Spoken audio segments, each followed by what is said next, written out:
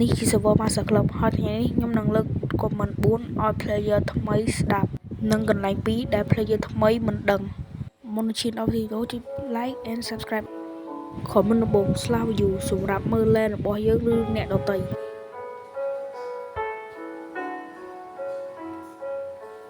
2/set home សម្រាប់កំណត់ទីតាំងដែលអ្នកនៅ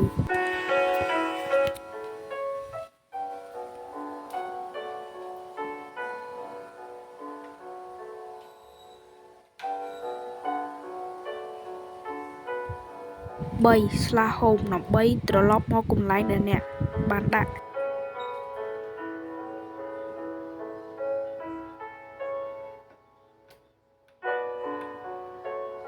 4/spawn សម្រាប់ត្រឡប់ទៅកន្លែងដែលអ្នក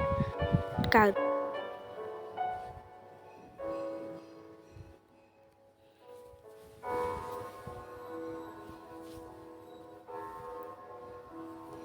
នេះជាកន្លែងដំបូងសម្រាប់យក night vision ឃើញភ្លឺកន្លែងទី2សម្រាប់ AFK យក key ទៅចាក់ប្រអប់ដោយ key នីមួយៗត្រូវចាំរយៈពេល15នាទី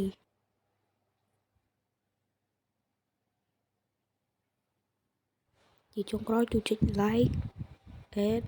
subscribe. See you next time.